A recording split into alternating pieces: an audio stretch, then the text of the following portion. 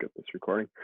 Welcome to our talk today. We have Dan and Pat from the University of Delaware. They're going to talk on chronic concussion treatment and review kind of what recently came out as the clinical practice guideline. Really excited for them to really summarize a lot of that literature that's really evolving and changing. And I think there's so much out there on this topic right now. And it's really, I think it's a battle to try to pick and choose what techniques and treatments you're going to do for concussion. So I think this talk will really help to guide us in our treatment of obviously a very complex disorder, essentially. So with that, I'll turn it over to you guys, and thanks for being on again today. I appreciate it. Let me share my screen here. All right, hopefully everybody can see that. So one, thanks everyone for coming on today. I know it's early. Special shout out to Ryan and BN for always putting this together. We appreciate it immensely. And then also a shout out to Ariel, who is the residency coordinator at the University of Delaware. She helped us out putting this together a lot. She's also the co-author on the recent Concussion CPG. She's also actually the co-author on the treatment-based profiling model article that we're going to be discussing. So Ryan kind of put it perfectly, like concussion's a huge topic. It's really diverse and dynamic in what you can do in terms of treatment. So with an hour presentation, it's pretty much impossible to go over everything. So Dan and I thought that it might be a good idea to start discussing management of concussion using a treatment-based profiling model. So basically kind of how to guide your treatment. And then it's important also to mention that the CPG and the classification articles that we're using, they weren't specific to sport-related concussions, but rather concussions in general.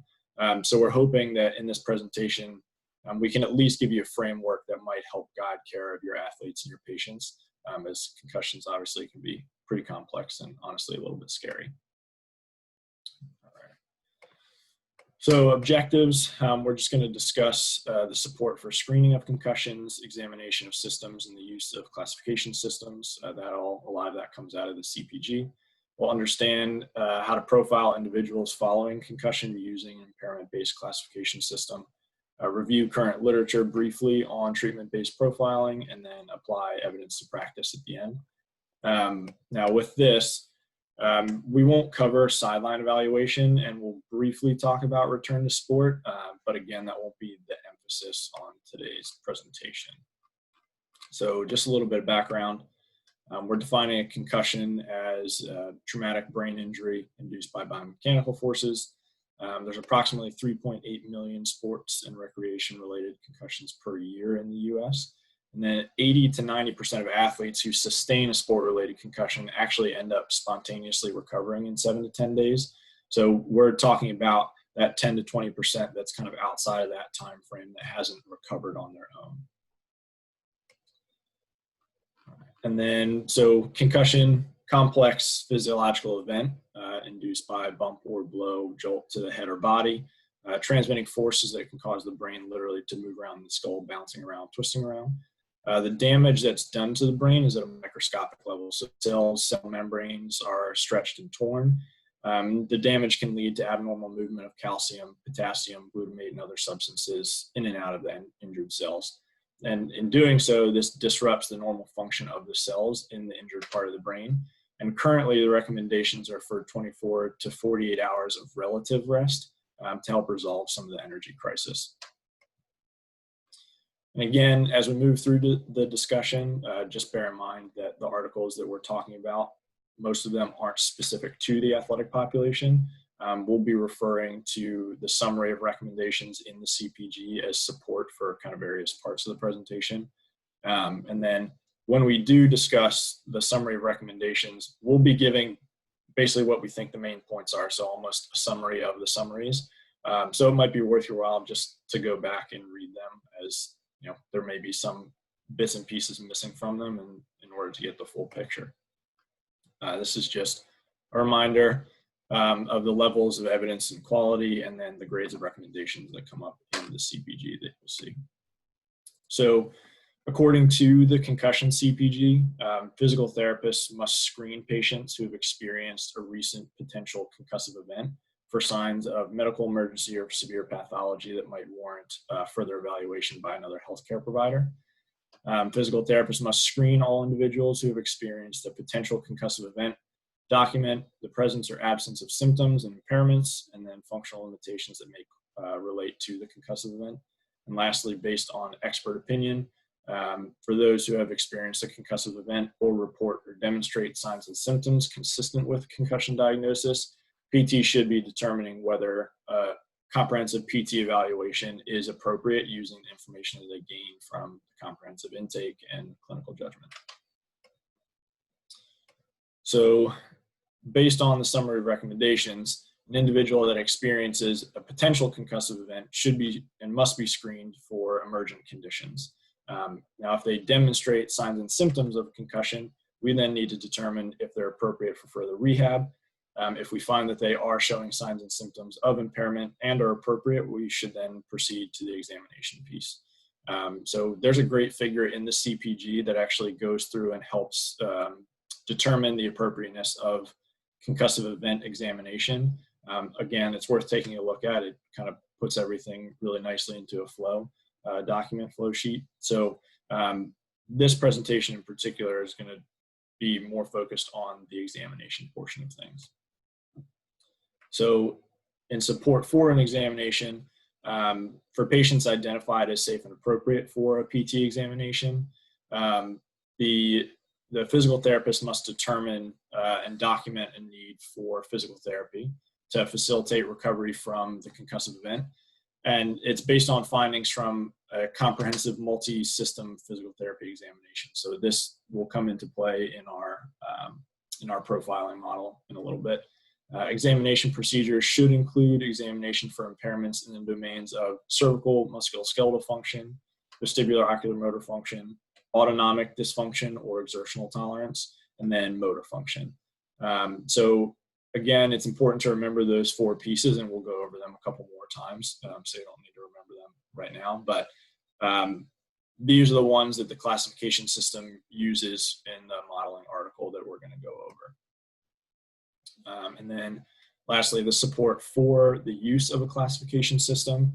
The CPG states that PT should establish and document the presence, absence of all impairments and their levels of irritability to support the selection of treatment and prioritize treatment and other strategies for patients who have experienced a concussion. There were 2 systematic reviews of moderate quality study design that indicated that personalized PT interventions targeting movement-related impairments, so you're talking about cervical spine impairments, vestibular ocular impairments, and then aerobic exercise impairments, that they're safe and they result in clinical improvement after a period of the initial relative rest. And then this isn't on the slide, but just to note, there was a study that came out in 2019 by Contos et al. It was a retrospective blind review of patient charts from 2 different concussion clinics. And the conclusions of the study, basically that the use of clinical profiling and classification can inform more effective management and treatment strategies for athletes with concussion. And that article was specific to athletes, I believe. So their profile utilized a couple of different domains than we'll be talking about. So they talked about migraine domain and anxiety and mood domain. But the reason I wanted to specifically mention that is because it's not included in the CPG because it came after the publishing date of the ones that they collected. So going into symptom categories, this is kind of where we get into what we're going to really be talking about. So as we all know, athletes can present with a unique and often multi-system set of symptoms. Of the many, some of these symptoms that might fall into like cognitive, mental health, migraine, and sleep disturbances, which are the ones that are seen in red on the screen, those may warrant a referral to a specialist. So as PTs and ATCs, we can obviously educate patients on these areas, especially with things like sleep hygiene, but a referral may be warranted in a lot of cases. So in the upcoming slides, we'll focus on the cervical, musculoskeletal, functional mobility, exercise tolerance, and then vestibular ocular systems that were suggested in the article that we sent out. And then just really briefly for referrals, They're often warranted, so the CPG touches on them as well. So one of them is if BPPV is suspected, PT should assess the patient using the Dix-Hallpike test or another appropriate positional test. Honestly, in a perfect world, the patient should be referred to a vestibular PT or vestibular specialist. If you treat BPPV appropriately, it can pretty immediately improve symptoms. Physical therapists should screen patients who have experienced a concussive event for mental health, cognitive impairment, other potential coinciding diagnoses, and refer as indicated. And then we should also be referring patients who for further consultation. If they have persistent migraine type headaches, other chronic headaches, vision impairments, auditory impairments, sleep disturbances, mental health things. And also those that present with concussion-like symptoms or that coincide with concussion symptoms. So things like lesions, tumors, and endocrine abnormalities and things like that. So just remember, referral may be the best option sometimes.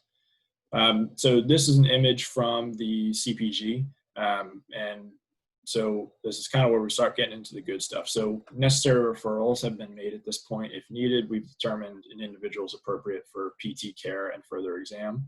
So the primary steps that we want to do, right, we want to answer two questions. One of them is what are the probable movement domains? So you'll see those kind of in here and into sidebar 1. And then 2, how irritable is the patient or their symptoms? So within each impairment domain, it's important to assess the symptom irritability. And in doing so, we can then strategize how to best evaluate and then how to best treat a patient. So these two areas, the impairment domains and irritability, are kind of the bulk of the discussion moving forward. And in using those different impairment domains and within those different irritability levels, we can really begin to utilize this classification system in order to better target our approach to care. So this is the classification model that's proposed in the article that we sent out. So it includes the four classification domains: cervical musculoskeletal, vestibular ocular, and then functional mobility and exercise tolerance. So it's important to remember concussion's very heterogeneous and therefore can include complex overlap of many or all of these systems. So if you see here, this is generally what you'll see. Any patient can kind of come in presenting with all these overlaps. So very rarely do you see one standing alone on its own. And that's important to know so that you can kind of target and recognize, what you need to treat.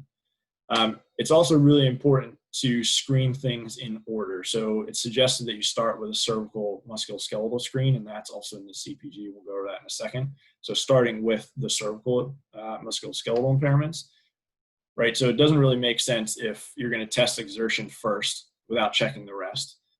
For example, you put someone on an exertional test, they start getting dizzy. You don't know if the dizziness is from exertion. You don't know if it's from input from the cervical spine. You don't know if it's from the vestibular ocular system. So you have to kind of tease them out in a stepwise manner. Likewise, you wouldn't want to put someone testing their VOR with head movement if you haven't screened their cervical spine yet.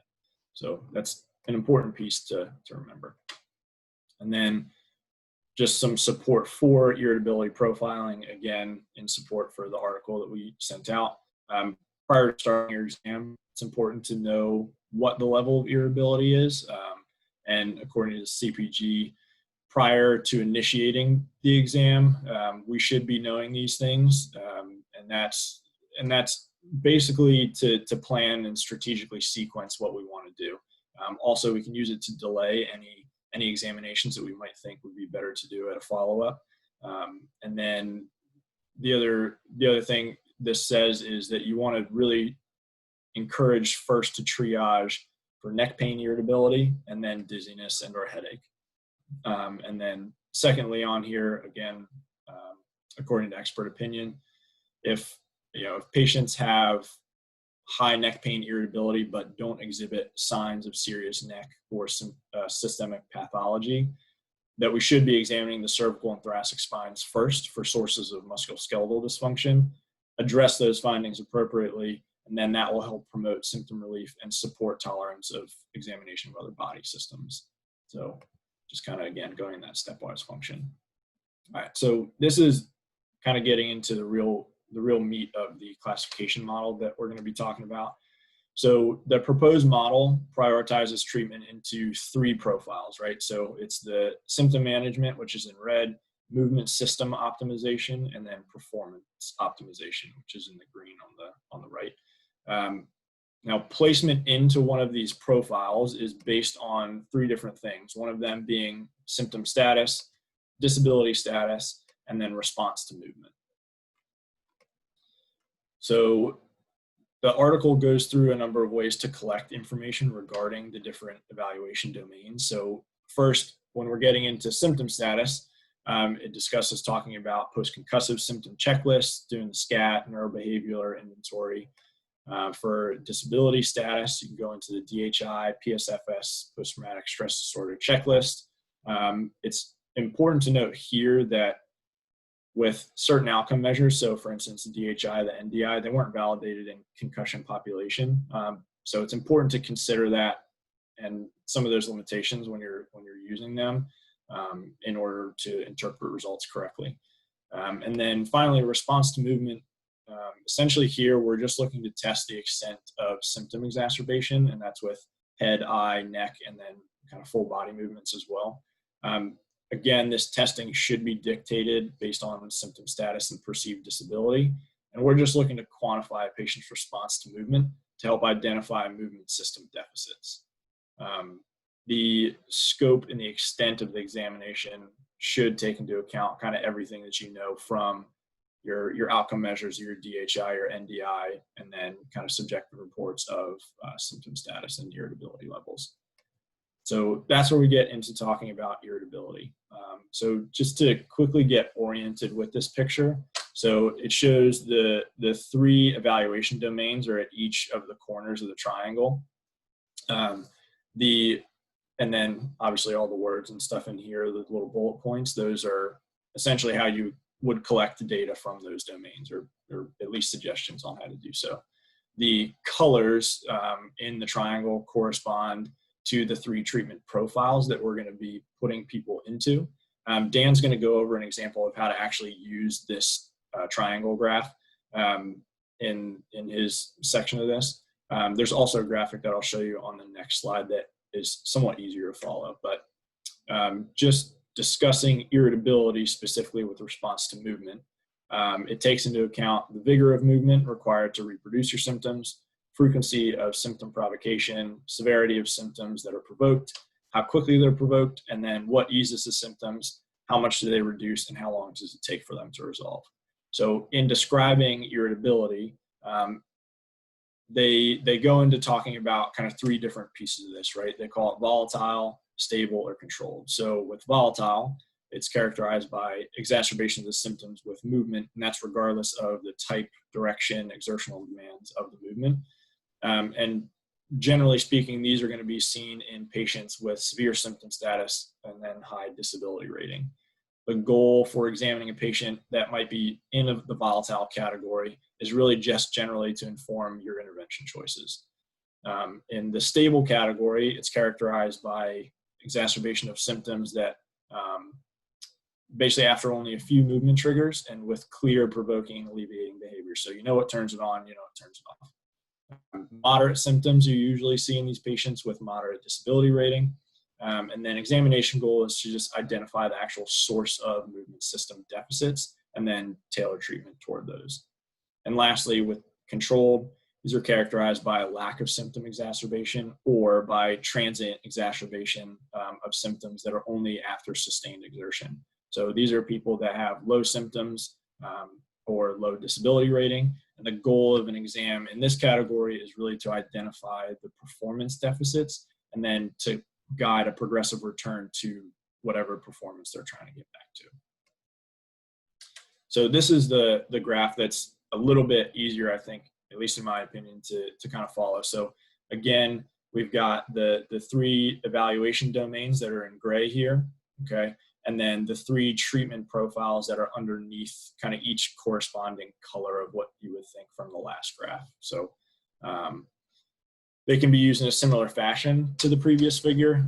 It's important to note too that these profiling models can and should be used in each of the 4 classification domains. So the cervical, the vestibular ocular, the movement, and then the exertional tolerance. So based on symptom rating and disability rating and response to movement, we can now start to prioritize treatment into one of the 3 profiles. So again, those profiles are the symptom management, movement system optimization, and then performance optimization. So this figure from the article is, again, a really good tool to help kind of categorize and understand that symptoms and disability and response to movement may not always neatly fall into just one category. You may see some that are moderate to high, whereas a disability rating may be moderate and response to movement may be stable. That's fine, that's going to happen, and just use clinical judgment in terms of treating and evaluating these patients when those do come up. And then, so now that we've kind of profiled a patient into one of the 3 treatment profiles that are using the information from the 3 evaluation domains. So again, remember that in order to do this for each classification domain, like we need to really kind of piece together the symptoms from each and then talk about them in their separate classification domains. So the cervical, vestibular, ocular, movement, and exertion. Recall that treatment for concussion is likely going to be multimodal, right? You're not going to see, generally speaking, you won't see someone that just comes in that just falls under one classification domain. It's important to use the 3 evaluation domains to then place the patients into one of the treatment profiles. So again, the evaluation domains are, the symptom status, disability status, and the response to movement. And you're using those to then piece people into the treatment profiles. So symptom management, movement system optimization, or performance optimization. So an example of this in the article is an athlete experiencing moderate to severe neck pain. An early goal for them may be to reduce the frequency and intensity of pain rather than going aggressively into trying to improve the range of motion. Or an athlete with moderate to severe disability, then early goal for them may be just to reduce frequency and intensity of the dizziness through habituation exercises rather than going to look at improving their gaze stabilization that might be appropriate later on. So just some things to think about. And then lastly, at least for my piece, other considerations are resiliency or kind of protective factors, and then vulnerability or provocative factors. So these contextual factors can play a pretty huge role in recovery, in facilitating recovery, or to kind of negatively affect recovery overall. They're very dependent on the patient or the athlete, and they can have a huge impact on care and then time to return to play. So I think it's important to remember that these things are out there and these will affect rehab. And it's important to see them early on so that we can make appropriate referrals if they're warranted.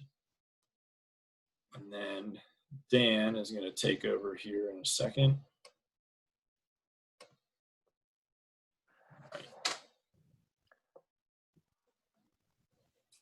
Oh, okay, you already gave it to me. Perfect. So first, let me turn on my video too.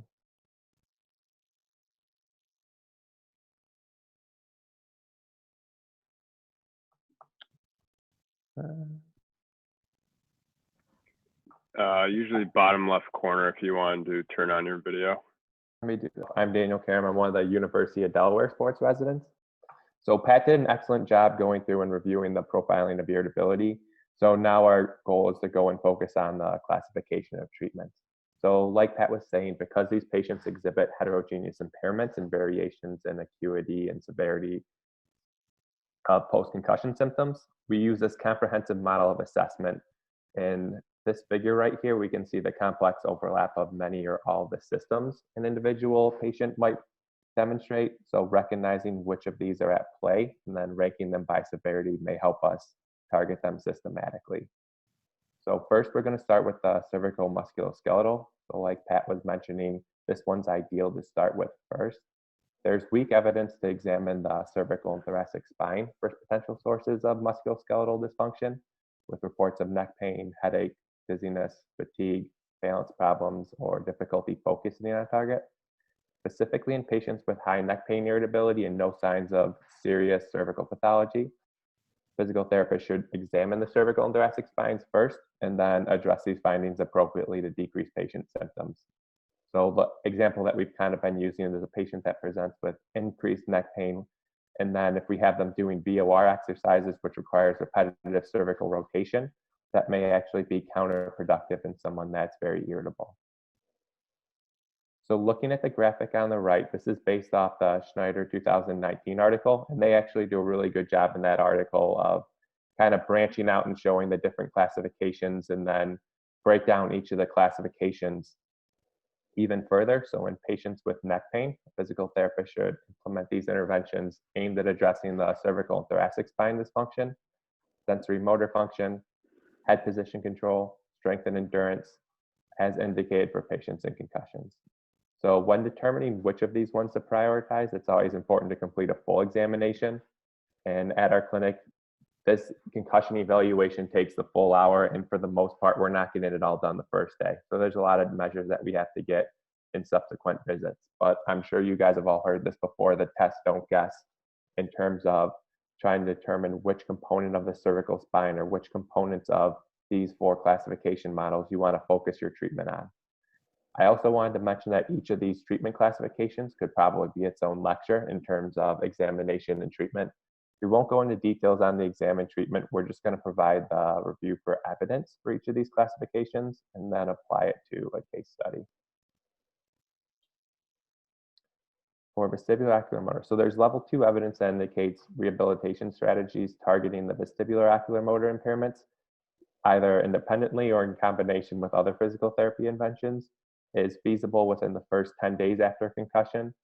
It specifically highlights the Schneider 2014 article in which they compare a group who received cervical and vestibular rehab versus a group that was treated with the standard care for protocol for sport-related concussions, which was essentially rest until symptom-free, followed by a graded exertional program.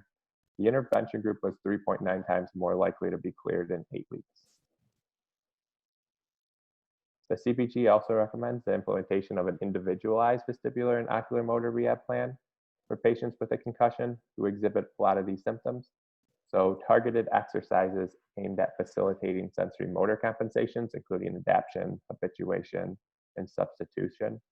And then I also wanted to highlight this, and I know Pat did a good job of mentioning this, is in the graphic, some of those patients who demonstrate signs and symptoms of BPPV may benefit from a referral to someone who has expertise in vestibular rehab. And according to one of the Schneider 2019 article, BPPV can occur in 5% of concussion patients. So that's essentially going to be 1 in 20 athletes that you'll see with concussions. Moving on to functional mobility, there's some high quality studies that demonstrate concussion may affect postural balance or postural control during gait as far as 2 months post-injury. So it's recommended to implement interventions aimed at motor function impairments. Additionally, interventions that help directly improving motor function for work, recreation, activity-specific tasks.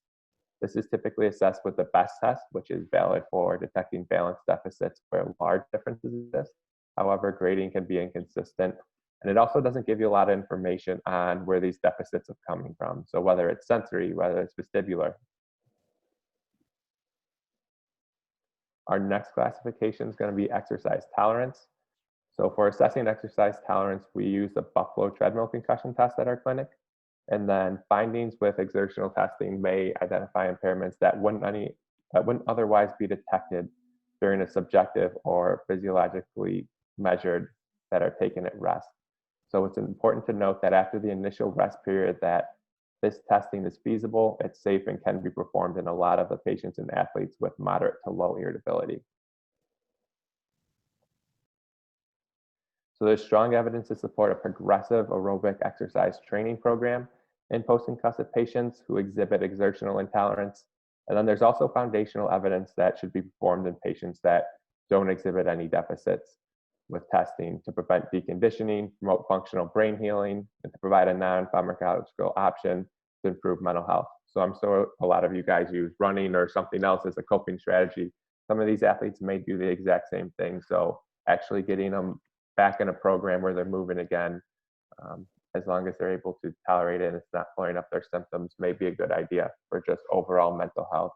Thinking back to some of the contextual factors that Pat was talking about, the depression, anxiety, especially with being out of sport as well. So to conclude, a multimodal rehab program based on an athlete's irritability is safe and results in clinical improvement. And then there's also a lot of evidence to support that initiating these treatments following the 24 to 48 hours initial rest period for all these components, the cervical, vestibular, exertional, functional mobility. Also to refer when appropriate, whether it's referring to a neurologist for migraines, a psychologist or counselor for anxiety, depression, vestibular therapist for BPPV. This is a team effort, and we need to make sure that all of our athletes are being taken care of. And then I know going through a CPG on a complex topic like this is difficult in this amount of time. So I highly recommend for the ATCs and the PTs who are treating a lot of these concussion patients to really go through and read it if you haven't done it already. I know it's a little bit long, but I also think the authors did a great job of synthesizing this concussion literature and providing recommendations based on it. And then since we'll probably answer a fair amount of the questions during the case study, I think we're just going to hop into the case study first, and then we'll go through and answer questions at the end, and we should have time for that. So now we're going to demonstrate how you would apply a lot of this information into practice. So in our case, we have a 20-year-old female junior college or collegiate swimmer who presented to PT 3 weeks after her injury. Her mechanism of injury was doing a backstroke. She was cooling down, and then she swam right into the wall. So this is the information obtained during her subjective. So she's a junior swimmer who competes in the 50-meter and the 100-meter freestyle. She enjoys swimming and working out. She's a student athlete at a local university. Medical history includes asthma, depression, history of rhabdo twice, and then occasionally she vapes. And then environmental and personal factors include she lives on campus, has a strong support group from friends, and she's young and highly motivated to return to sport. So profiling her irritability, and she's actually a good example of how irritability may be different in each treatment classification. We can talk about that in a second too.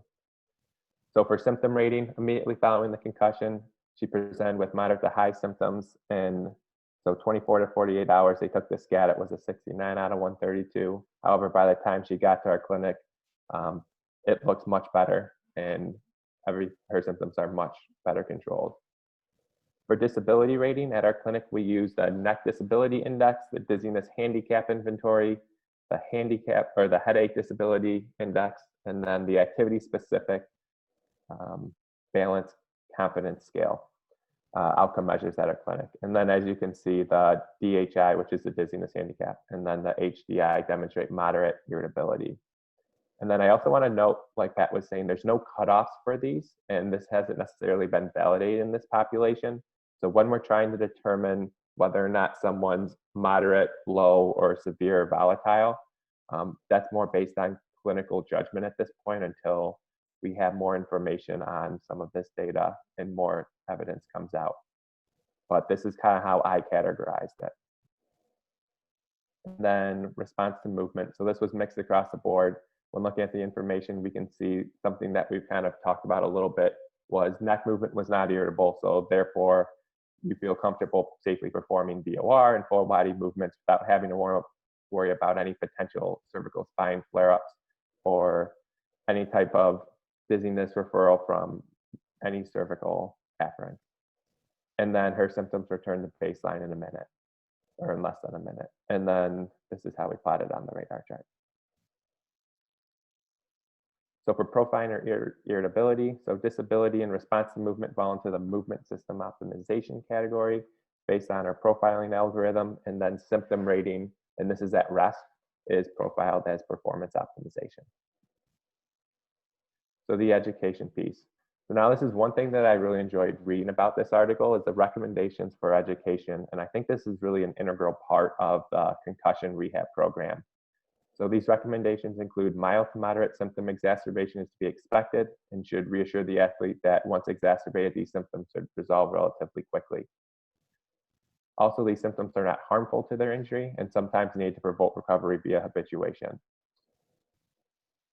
And then athletes recover at different rates. So we mentioned at the beginning that 80 to 90% will recover naturally in 7 to 10 days, but there's also the 10 to 20 who it's going to take a little bit longer, and it's okay that it takes a little bit longer, and it might not necessarily be bad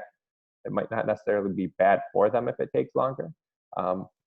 It's most likely going to recover over time, and I think just reassuring the athlete of that is important. In terms of sleep and return to school, so it's incredibly important to get these athletes back to their normal routine as quickly as possible to prevent the sequelae of irritability, sadness, anxiety, depression, which are often reported following a concussion. And then this also includes no nap, getting on a regular sleep schedule, and any activity modification when necessary when returning to school, whether it's recommendations on screen time, leaving class a little bit early, avoiding busy times, wearing sunglasses outside in between class because it's going to be bright out. Maybe they have some light sensitivity. So trying to get these athletes back to their normal routine as quickly as possible, and to just do that through any type of activity modification. Okay. So we have our notable and objective findings. So starting with the cervical musculoskeletal classification, subjectively she reports headache but denies any neck pain. Testing reveals normal and pain-free cervical range of motion and normative values for neck extensor endurance. She has deficits with neck flexor endurance and joint position area. Exertional tolerance, she subjectively reports dizziness with biking. We did the Buffalo treadmill test, which revealed symptom reproduction at approximately 14 minutes. For vestibular ocular, subjectively, sensitivity to light and sound, loss of focus with schoolwork, and then the exam reveals positive horizontal saccades, positive horizontal VOR, and positive VOR cancellation. And then finally, we have functional mobility. So she has a good score on the ABCs, and then looking at her best scores at baseline and 24 to 48 hours after the injury, that looks like she returned to baseline with that.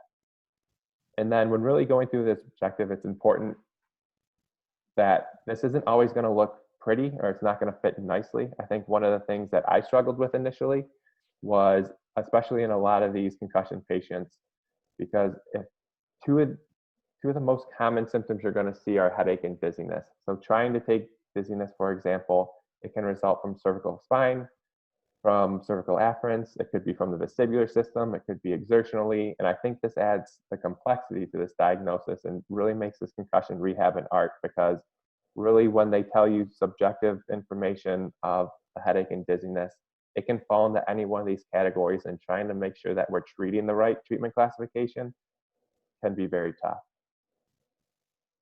So putting it all together, her primary impairments are exertional tolerance, vestibular ocular motor, and cervical musculoskeletal. And then you can see in the graphic to the right how her irritability was profiled. These are some of the contextual factors that likely will affect your prognosis. And try not to overlook these when you're going through and working with some of these patients, because the anxiety and depression, we know that can be common in some of these post-concussive patients.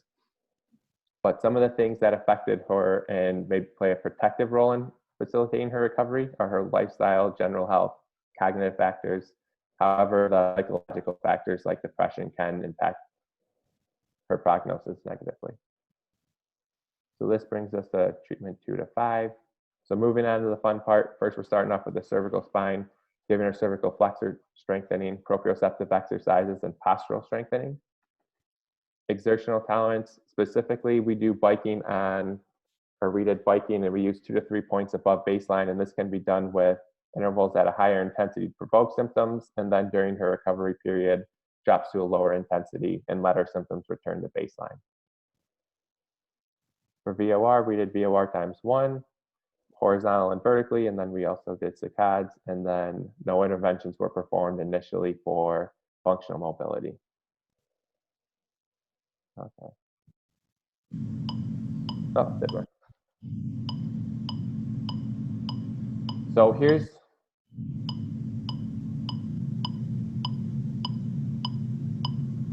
I'll let this play through real quick, and then we'll kind of talk about them in a second. So here's an example of some of the exercises that were performed in the first few treatments. So here you can see Alex using the metronome, and I really like using this to give me some objective information and how someone responds to an intervention. So for example, you take the VOR ×1 that he was doing, you can get a baseline of the patient's symptoms, whether it's headache or dizziness. You have them perform the exercise at a set beat per minute, whether it's 80 or 60 or 100. And then you use 2 to 3 points above baseline that we want to provoke their symptoms. You can record how quickly they get to symptom provocation, and then you can also record the recovery. And that's going to give you an idea of whether or not these patients are progressing, whether or not you're doing an exercise that's too difficult for them. And then when progressing them, you can increase by using busy background, increase the speed of the metronome, you can add music. There's a lot of different ways you can progress it based on what the athlete's sport is. But I think getting objective information during treatment is a good way to kind of make sure you're applying the right amount of dosage. So visit 6 to 15.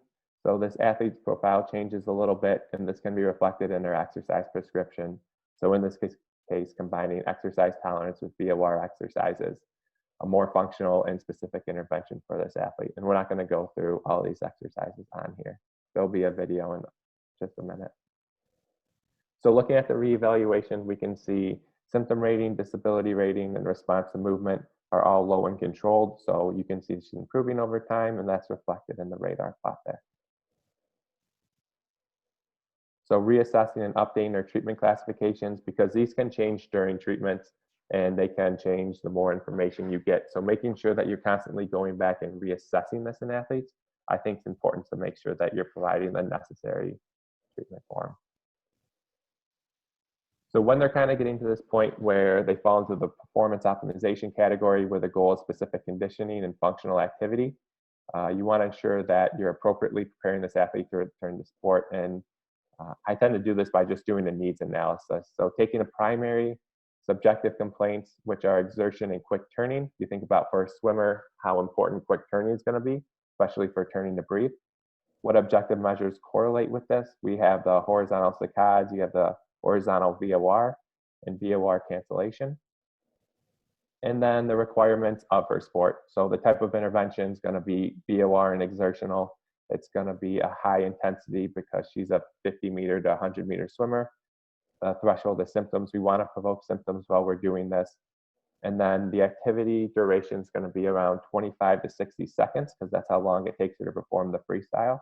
The position, we want to bias prone as much as we can. Obviously, we're not going to be able to do this in water because we don't have a aquatic pool in our clinic, but we can do the best we can with that. And then environmental. So when she goes back to return to swimming, it's probably going to be busy. It's going to be noisy. So doing these with headphones or doing these in the middle of the clinic is going to be important. And then rest times vary depending on events. So we have cervical musculoskeletal improved, and then we went through and combined some of the treatments for these. And then there's a video for this as well.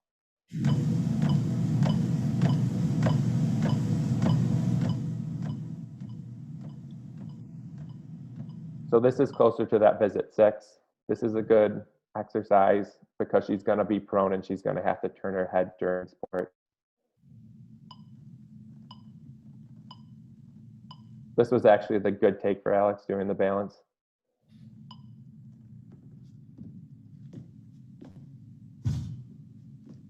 And then just trying to incorporate different ways to get her prone and get her moving as quickly as possible, any type of high intensity exercises. And then the duration for a lot of these exercises, you'd probably aim for the 26 to 60 seconds.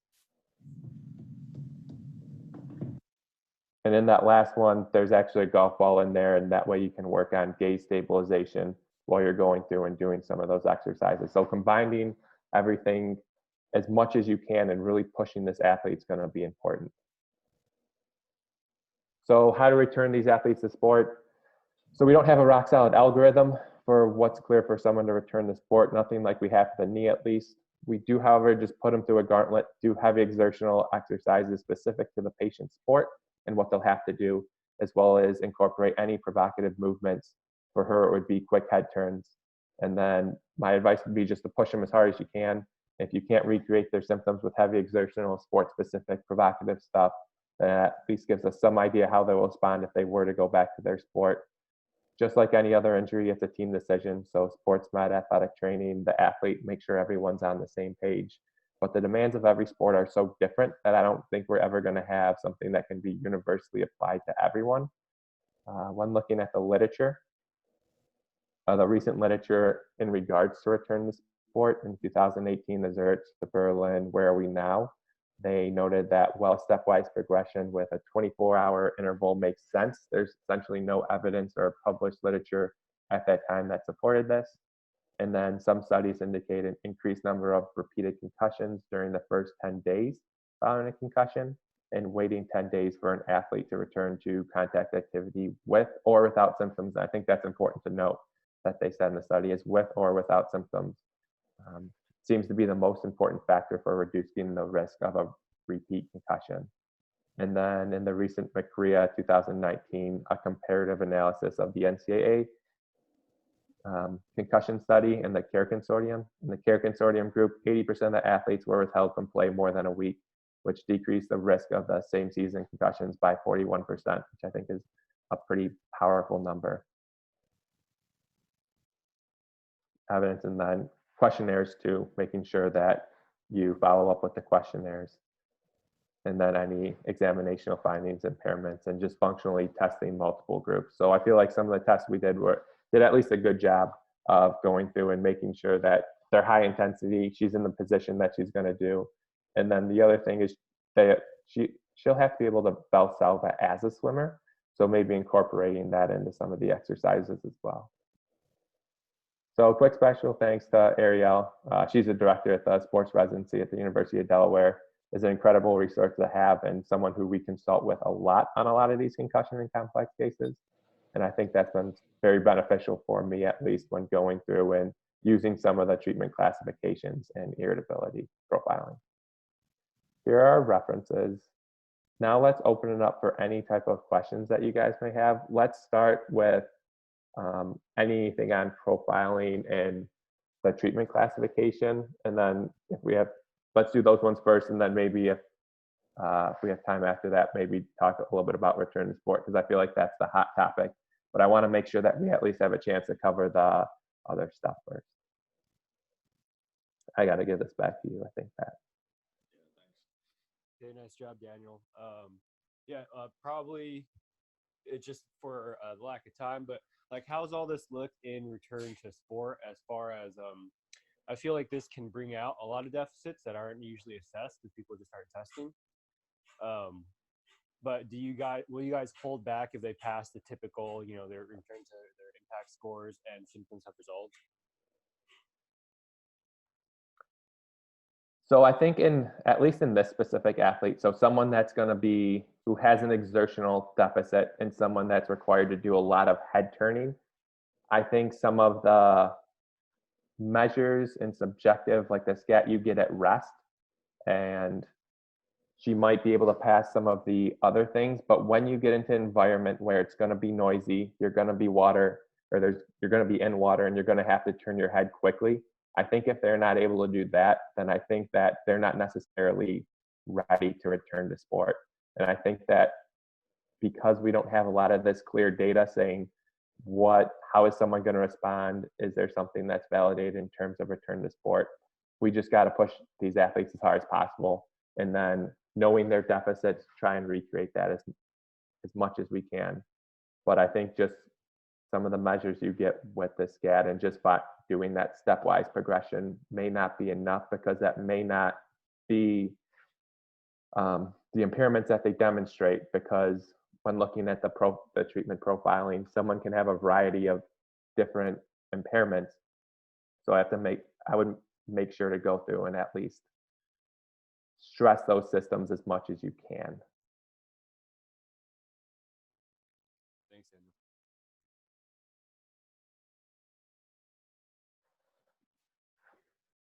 Andrew. That was awesome, guys. That was like CSM quality.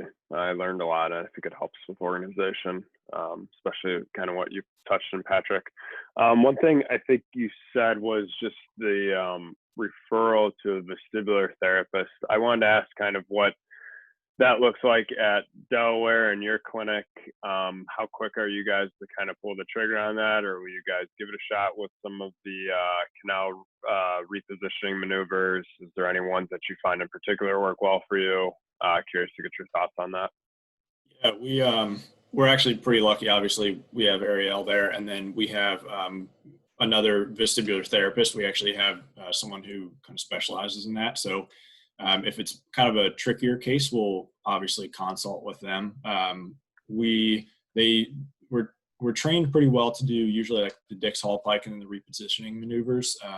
So we'll at least test those. We're really lucky. We have like vestibular goggles and stuff too that we can use to test and really like take video, kind of freeze frame, stuff like that. So for us, I think it's a little bit easier because we sort of have a referral source. But I think for those bigger clinics out there that maybe don't have someone that specializes in vestibular rehab, or that just generally doesn't feel comfortable doing those maneuvers, I think it's worth a referral, only because if it is true BPPV, I mean, you do the repositioning maneuver, and if it's done correctly, you can clear up symptoms fast, like really fast. So I think it's important. Again, we're lucky because we just have to walk to the other side of the clinic if we need a little extra help. So.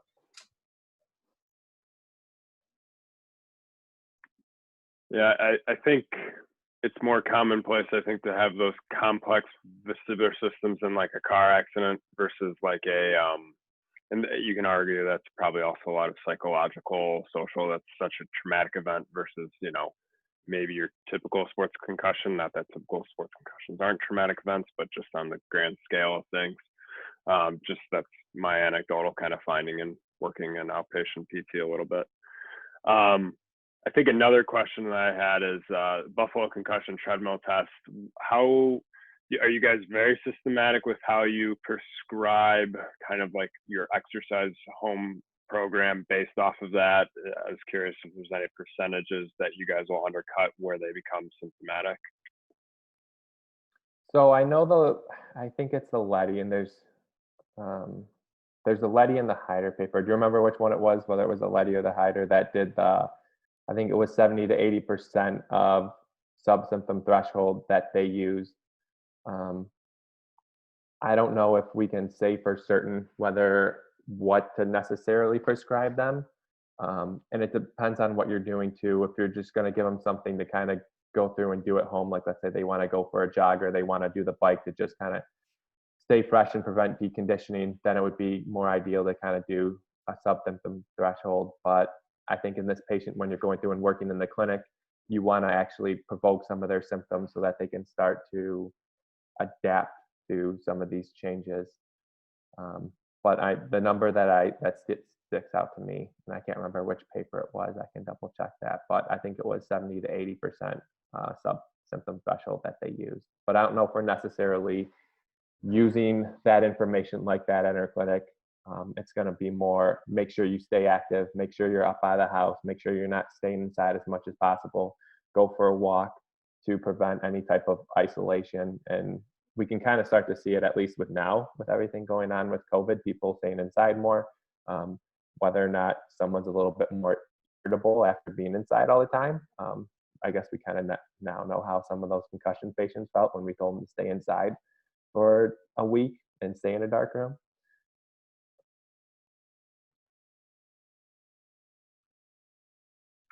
Yeah, that's helpful, because I've always debated between, just to your point of education is important and really not trying to perseverate on their symptoms and not perseverating on like, you have to walk exactly this pace for this amount of time, otherwise you're going to get into trouble.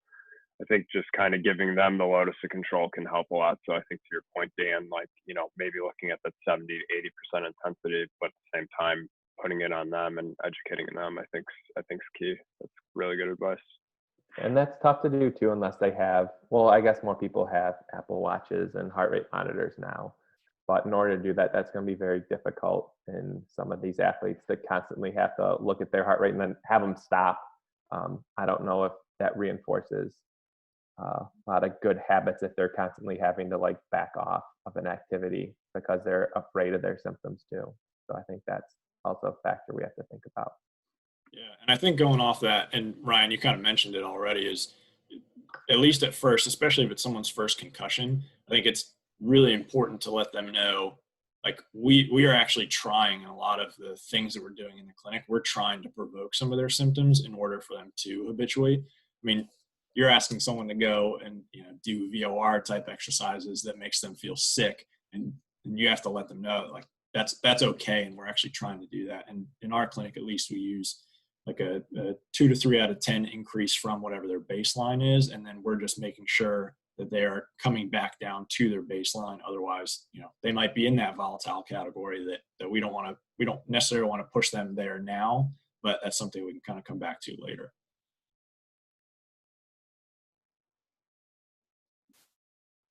Yeah, that's awesome.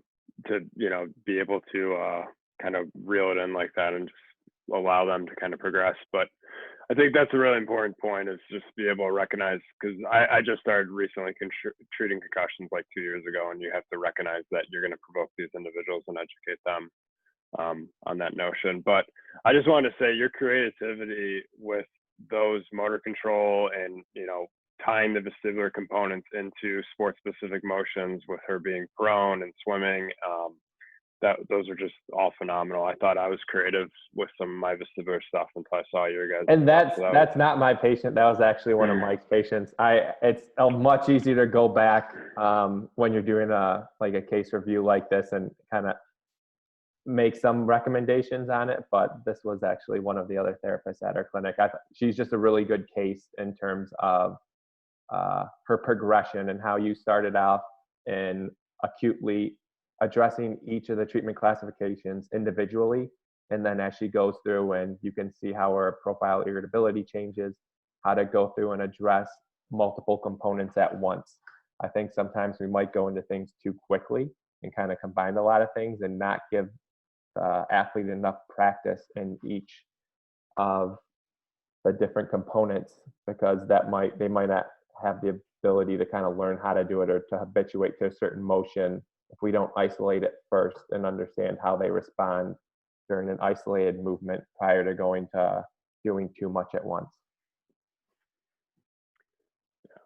And I think it highlights just the importance of integrating those vestibular ocular components, not only in concussion rehab, but just even like any type of sport-specific athlete rehab, and consideration for those components as well. And the creativity was awesome. So great job on that, guys.